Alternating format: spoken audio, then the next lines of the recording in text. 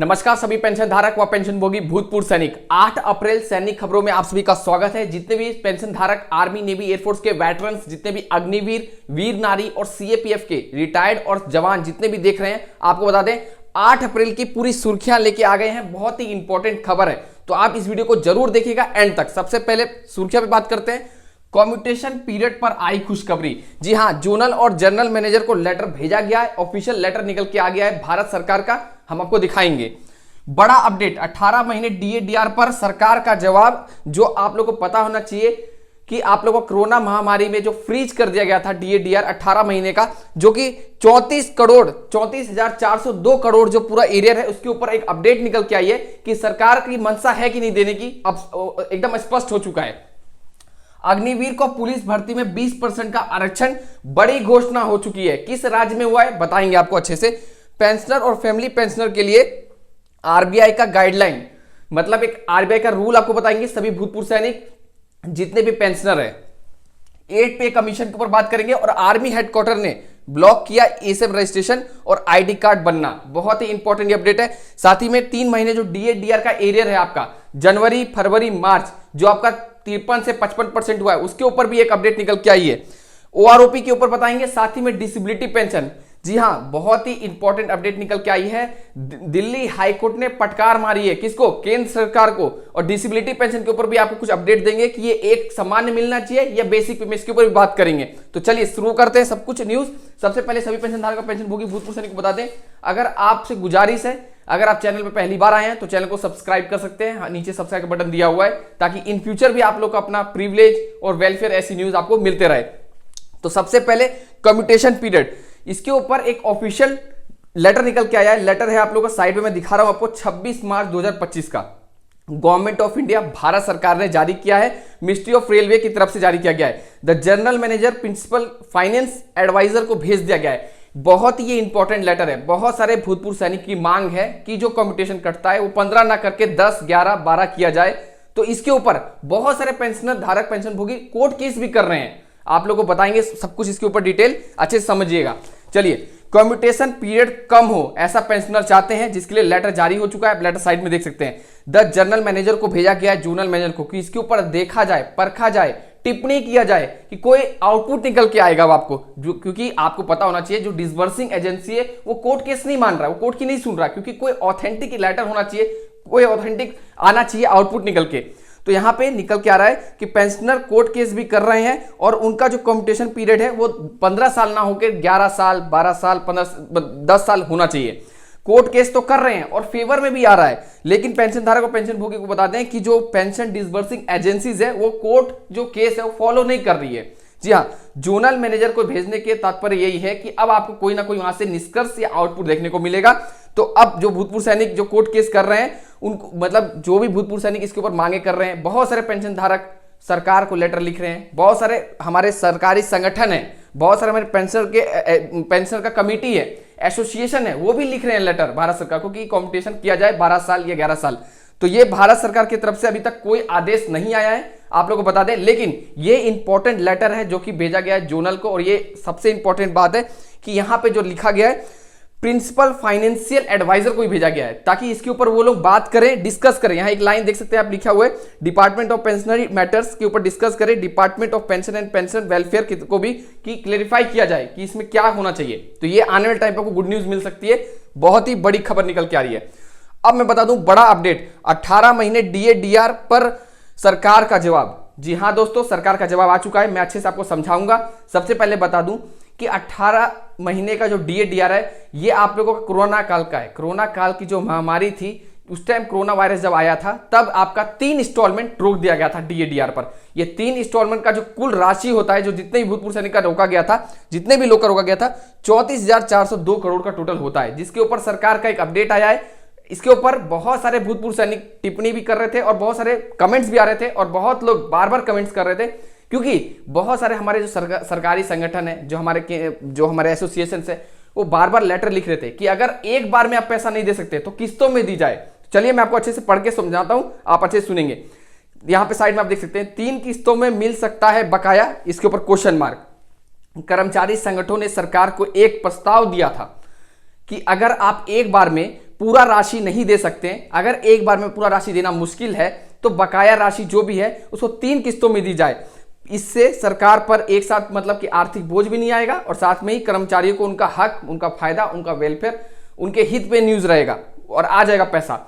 लेकिन सरकार ने इस सुझाव पर कोई पॉजिटिव प्रक्रिया मतलब पॉजिटिव रिजल्ट अभी तक नहीं देखने को मिला है। एकदम स्पष्ट कर दिया सरकार ने इससे पहले भी एक लेटर यही जनवरी का एक लेटर था जिसमें सरकार ने कहा था कि हमने जो पैसा था वो कोरोना वायरस के टाइम उन पीड़ितों पे खर्च किया जो मरीज थे, जो बहुत सारे ऐसे मरीज जो पीड़ित हो रहे थे कोरोना वायरस में, उन पे खर्च किया है। और बताया उस टाइम आर्थिक स्थिति सरकार की ठीक नहीं थी और सरकार की जो इकोनॉमिकल कंडीशन थी वो भी ठीक नहीं थी उस टाइम तो ये देना असंभव था। उसके बाद भी यही सरकार ऐसा कहना चाहती है कि अभी तक उनका जो फाइनेंशियल कंडीशन है वो ठीक नहीं है। और साथ में ये भी न्यूज निकल के आ रही है, साइड में आप न्यूज देख सकते हैं, बाकायदा प्रूफ के साथ में न्यूज चैनल में निकल के आ रहा है। ये नेशनल मीडिया ने छापा है और ये न्यूज एकदम ऑथेंटिक है। 6 अप्रैल की ये न्यूज है, आप देख सकते हैं। DADR सरकारी कर्मचारियों खबर सामने आई है। कोविड-19 महामारी के दौरान 18 महीनों का जो रोका गया था उसके ऊपर ये प्रस्ताव निकल के आ रहा है। सरकार की ओर से स्पष्ट जवाब दे दिया गया कि इस फैसले के करोड़ कर्मचारियों को पेंशन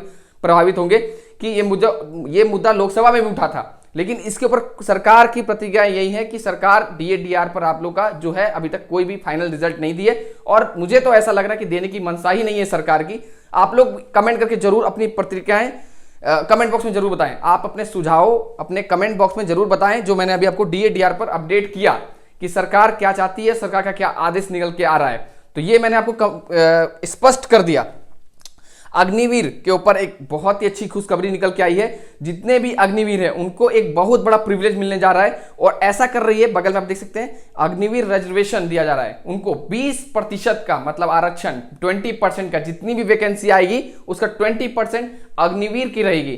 तो आपको बता दें ये बहुत ही बड़ी खुशखबरी निकल के आ रही है। हरियाणा के मुख्यमंत्री नायब सिंह सैनी जी ने रविवार को बहुत ही बड़ा आदेश दिया और ये बहुत ही हम इस चीज का स्वागत करते हैं कि हाँ अग्निवीर को प्रिविलेज मिलना चाहिए ताकि वो 4 साल आने के बाद कहीं इधर उधर भटके नहीं और उनको एक स्थायी जॉब मिल जाए। तो अब राज्य सरकार के अंदर जो हरियाणा के रहेंगे अग्निवीर, भूतपूर्व अग्निवीर जो भी रहेंगे उनको यहाँ पे प्रिविलेज मिल रहा है, 20% का रिजर्वेशन मिल रहा है, रिलैक्सेशन मिल रहा है। तो चलिए ये भी मैंने आपको समझा दिया। अब मैं बताने जा रहा हूं बहुत ही इंपॉर्टेंट एक अपडेट जो कि सभी पेंशनर और फैमिली पेंशनर जितने भी देख रहे हैं या जितने भी डिपेंडेंट्स देख रहे हैं बहुत ही ध्यानपूर्वक सुनिएगा क्योंकि ये RBI का गाइडलाइन है, RBI का रूल है। अगर आपको किसी भी तरीके से पेंशन या एरियर या किसी भी तरीके का राशि कभी भी ज्यादा आ जाता है तो रिकवरी हो सकता है और रिकवरी करने का पूरा राइट्स है। आपको बता दें कि RBI का गाइडलाइन के तहत कोई भी पेंशन देने वाली एजेंसी, जैसे आप लोग का PBOR हो या फिर डिसबर्सिंग एजेंसी हो, पेंशन का जो भी हो, आप लोग को पेंशन या फैमिली पेंशन के खातों से रिकवरी कर सकती है अगर बैंक की गलती की वजह से पेंशनर के खाते में ज्यादा क्रेडिट हो जाए।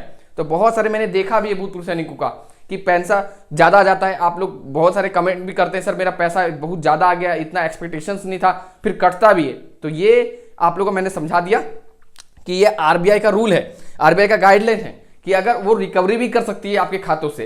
तो ये आप लोग स्पष्ट रहें और चेतावनी आपको पहले से है कि आपको ज्यादा पैसा आता है तो आप अपने डिजर्विंग एजेंसीज है जो भी है या फिर आप PPOs में आप अपडेट वहां पे इंफॉर्म भी कर सकते हैं क्योंकि आपको बड़ा राशि अगर आ जाता है किसी गलती से तो आप लोग इसको अपडेट दे सकते हैं। चलिए 8 पे कमीशन के ऊपर बहुत ही बड़ी अपडेट है, सभी पेंशन धारक ध्यान से सुनेंगे क्योंकि ये अपडेट से आपको जो टर्म ऑफ रेफरेंस है वो देखने को मिल सकता है। मैं ऐसा इसलिए बोल रहा हूं क्योंकि 23 अप्रैल 2025 को आप लोगों को बता दें कि एक मीटिंग रखी जा रही है, भारत सरकार की मीटिंग है ये और इसमें JCM भी को भी इनवाइट किया गया है, JCM भी जाएंगे। इससे ये अंदाजा लगा सकते हैं आप लोग कि अब सरकार एक्टिव हो चुकी है और इस पर मतलब 8 पे कमीशन पे काम चल रहा है, इंटरनल काम चल रहा है और इस कार्रवाई में तेजी आ गई है क्योंकि 2-3 मीटिंग आगे देखने को आपको मिलेगी अप्रैल में ही जिसमें कुछ ना कुछ 8 पे कमीशन पे देखने को मिलेगा क्योंकि बहुत सारे कमांड्स को भी एक लेटर भेजा गया था, साइड में आप देख सकते हैं, ताकि क्या क्या खामियां हैं, क्या एनोमलीज है, क्या डिस्क्रिपेंसीज है, आने वाले टाइम पे उसको क्या सुधार किया जाए 8 पे कमीशन में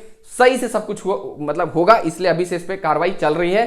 तो ये चीज मैंने बता दी, ये शुभ संकेत है हम लोग के लिए कि 8 पे कमीशन पे अच्छी खबर देखने को मिल सकते हैं। चलिए, आर्मी हेडक्वार्टर ने ब्लॉक किया ESM रजिस्ट्रेशन और ID कार्ड बनना। जी हाँ, ये बहुत ही इंपॉर्टेंट है। बहुत सारे पेंशन धारक पेंशन बुक कमेंट कर रहे थे, मैं आपको अच्छे से समझाता हूं।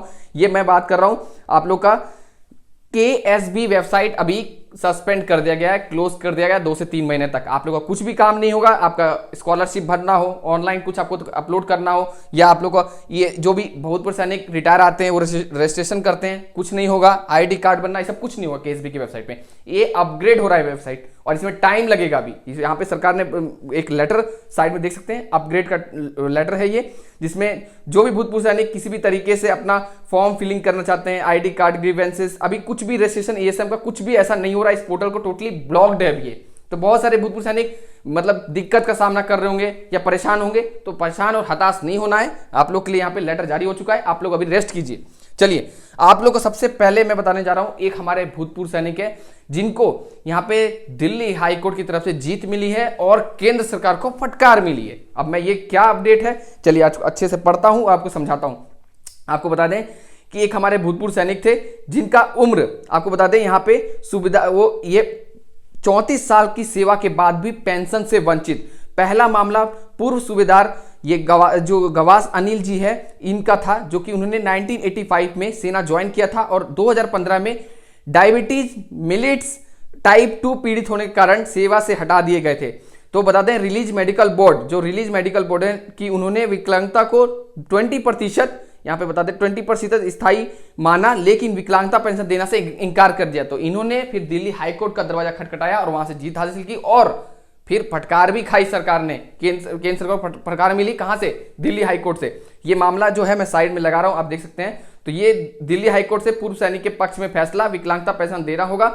और अब आपसे एक मैं राय चाहता हूं, आप कमेंट बॉक्स में जरूर बताएं, क्या आप लोग का डिसेबिलिटी, जवान और जितने भी ऑफिसर है, क्या उनका डिसेबिलिटी ये सभी का एक समान होना चाहिए या डिसाइड होना चाहिए बेसिक से? क्योंकि ये हमारे जितने जवान हैं इनकी मांग है कि डिसेबिलिटी जो पेंशन है, डिसेबिलिटी जो जवान और ऑफिसर के लिए वो एक होना चाहिए, ना कि बेसिक से बांट दिया जाए सबको। आप कमेंट बॉक्स में जरूर अपनी बात को रखेंगे।